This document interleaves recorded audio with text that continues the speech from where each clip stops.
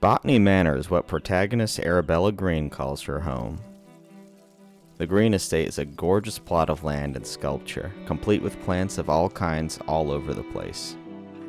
Developer Balloon Studios and publisher Whitethorn Games hopes that you can help the retired botanist out in doing a bit of homework on her estate.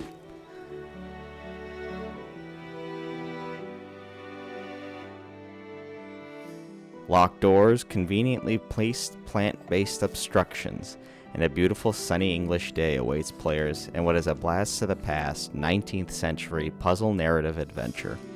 STEM experience is not required, just a bit of patience really. As you likely figured, Botany Manor is all about plants. More specifically, it's all about a set of 12 unique plants that you need to grow to complete Miss Green's journal.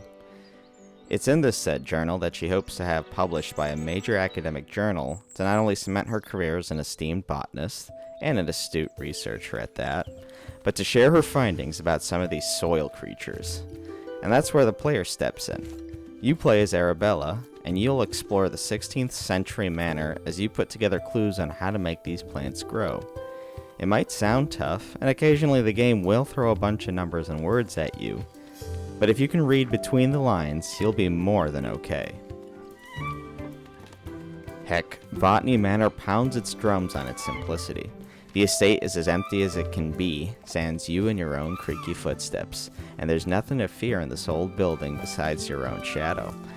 The game's environments are beautiful, and it's all accompanied by ambience and the occasional melody that plays as you unlock access to the manor's keyed-off areas.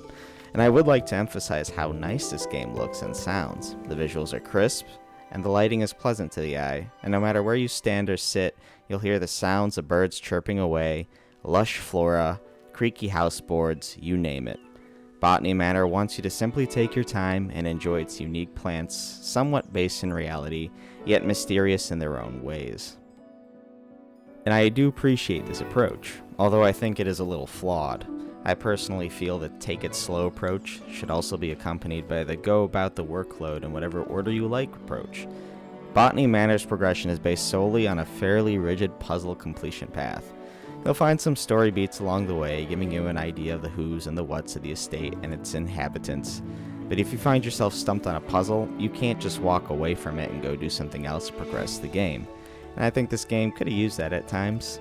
There are some obstructions around the manor that seem rather silly. Arabella may not be a spring chicken, but I'm sure she can move a table a few meters forward or step around an obstacle or two.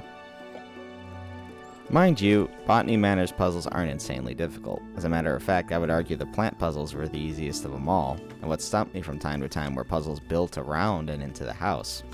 As I mentioned, the game's puzzles tend to rely on throwing you a lot more information than you really need, but if you've passed any written exam before, you'll be right at home at Botany Manor. And by that I mean you don't need any pens or papers to write things down, though it can help a bit, as all you really need to do is put two and two together when you're comparing information found.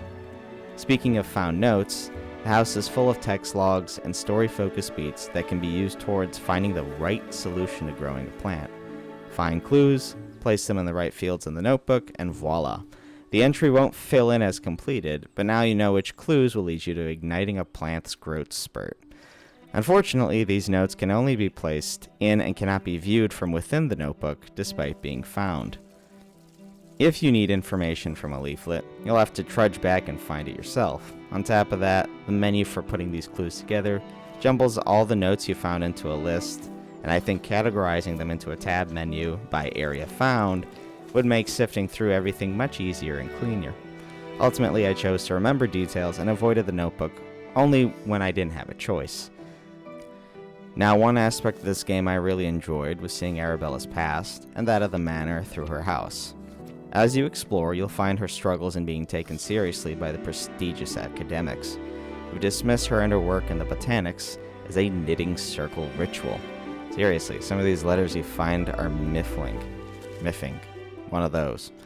And if I were in Arabella's shoes, I'd have sent back a box of horse manure in response to these jerks. Alas, she works with what she has, having to use her uncle's name to gather research material, being told to find a husband before it's too late.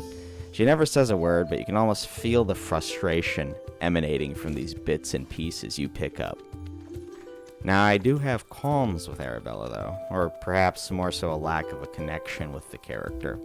As you explore the manor, you'll find a lot about what kind of person she is, but not so much about who she is. She's smart, she travels a bunch, very serious about her work. That's all you'll ever find out about her. Arguably, her family members, even the house, gets more character than our protagonist, and despite the slightly bittersweet ending, particularly as I felt her lifelong plight as a woman, and a woman researcher no less, I felt that not knowing what Miss Green does for fun or what her home means to her ultimately took away my satisfaction from the game's story.